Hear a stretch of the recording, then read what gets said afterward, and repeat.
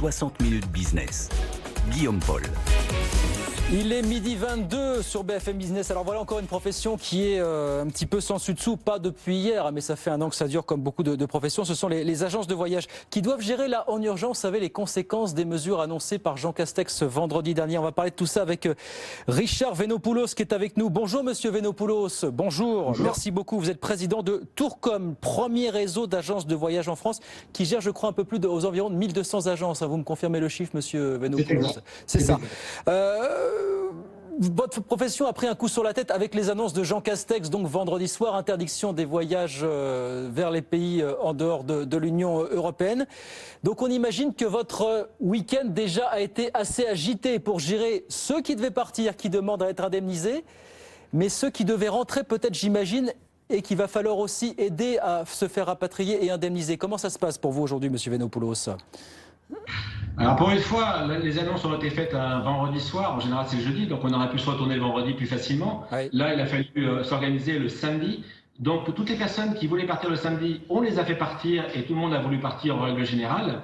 Parce que le rapatriement n'est pas un problème. On demande aux personnes revenant de l'étranger d'avoir un test PCR qui en général coûte entre 130 et 150 $ à l'étranger et ensuite d'observer une septaine. Donc il n'y a absolument aucun problème de rapatriement pour le retour. Par contre, l'aller, c'est clair que ceux qui partaient à partir du dimanche, eux ont un vrai problème, avaient un vrai problème. Et là, il y en a certains qui sont partis d'une certaine façon, et puis d'autres, la grande majorité, qui a annulé son voyage pour une bonne partie du mois de février en tout cas. Et votre profession, évidemment, s'est engagée, comme beaucoup d'acteurs, à indemniser au cas où le voyage ne serait pas possible. Ce que vous avez commencé à faire, sauf que vous demandez derrière en l'état de venir supporter le coût de ces annulations. C'est ça aujourd'hui, Monsieur Venopoulos, hein ? Bah oui, parce que autant pour la restauration, il y a un an, apparemment ils n'ont pas pris la leçon, ils ont fait fermer les restaurants du jour au lendemain, donc la nourriture était perdue, ça coûtait beaucoup d'argent. Oui. Mais là, non seulement ils jettent les agences de voyage, mais en même temps ils jettent les clients. Donc à partir de ce moment-là, nous aussi on a des frais, et ces frais, normalement, légalement, on devrait les faire payer aux clients. Donc à partir du moment où il y a des frais, il faut qu'ils les assument et qu'ils nous les remboursent. Et pour l'instant, il ne vous a pas donné d'assurance sur ce point-là ?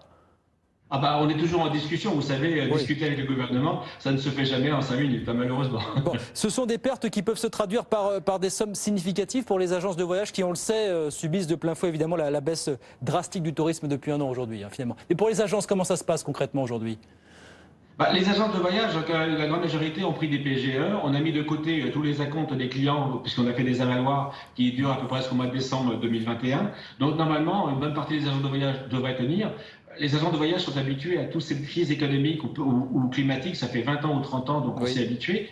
Mais c'est certain, un peu partout dans les agents de voyage, il y aura des dégâts, mais ça ne s'arrêtera pas aux agents de voyage. C'est la restauration, l'hôtellerie, de là ça va être également les agriculteurs qui ont des pertes de vente, et puis la construction automobile, puisque nous sommes très demandeurs de location de voitures. Donc là, il y a une grosse chute, et en partie, c'est un petit peu ça aussi, à cause du tourisme qui ne vient pas. Mais vous dites effectivement c'est dur pour les agences, mais au-delà effectivement des difficultés dont vous parlez, conjoncturelles, est-ce que structurellement, ça va vous amener, vous, agence de voyage, à revoir votre modèle économique à l'avenir désormais?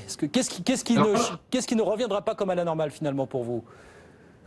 Alors dans le réseau Tourcom, déjà, on a travaillé sur un système très personnel, très haut de gamme par rapport à la clientèle. Donc de cette façon, les gens, aujourd'hui, les clients qui voyagent, dépensent de l'argent et veulent un service 24 sur 24, 7 jours sur 7, même pendant leur déplacement. Donc ça, on l'avait déjà mis en place. Il faut également une très grande disponibilité, une très grande réactivité. Ce que certains sites pure players, ceux qui ne sont 100% Internet et qui ne sont pas présents, ne représentent plus. Et d'ailleurs, aujourd'hui, on a une demande de clientèle qui passait par Internet et qui passe par les agences de voyage.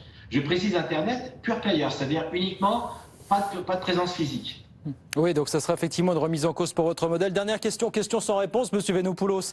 Ça repart quand? Voilà, c'est évidemment une question que je vous pose, même si je sais que vous n'avez pas la réponse, forcément, nous non plus, personne, mais est-ce que vous dites peut-être à la faveur d'une éventuelle accélération de la campagne de vaccination, on peut espérer, alors je ne sais pas, le printemps, l'été, voir les Français repartir un petit peu en vacances finalement? Comment est-ce que vous voyez les choses, vous, aujourd'hui? Alors écoutez, moi j'ai la boule de cristal, j'essaie de regarder tous les jours dedans, c'est compliqué. Personnellement, je pense qu'à partir de fin mars, début avril, on devrait commencer à avoir un soupçon de mouvement. Ah, dès fin mars, début avril?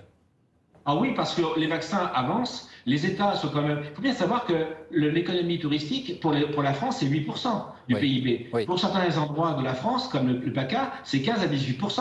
Et pour des pays comme l'Espagne, c'est entre 18 et 20%. Donc les pays sont exemples aujourd'hui. Il va falloir qu'on rebouge. Et puis, on a donné le pouvoir à certains médecins. D'ailleurs, comme disait mon père, ne jamais donner le pouvoir à des militaires, à un gouvernement. Là, il faudrait peut-être arrêter de donner le pouvoir à un ministère, à des médecins, parce que ça devient tout et n'importe quoi. Les chiffres qui sont donnés sont faux d'une journée à l'autre. Et on s'aperçoit qu'on est quand même des personnes, ça se calme. Donc, les autres pays s'ouvrent. Il va falloir que la France s'ouvre. Les vaccins arrivent, les certificats de vaccination auront lieu, ça c'est certain, et à partir de là, ça devrait bouger. Donc si en mai-juin, ça ne bouge pas, ça sera très très grave pour toute l'économie. Bon, on vous le souhaite évidemment de tout cœur, que les choses puissent repartir au moins un petit peu à la normale, mars voire avril, on vous le souhaite évidemment pour l'ensemble de la profession. Merci beaucoup Monsieur Venopoulos, merci d'avoir été avec nous, président de Tourcom, un premier réseau d'agences de voyage en France. Merci d'avoir été avec nous ce midi sur BFM Business. Il nous reste 2-3 minutes avant la nuit, mais on va les prendre largement.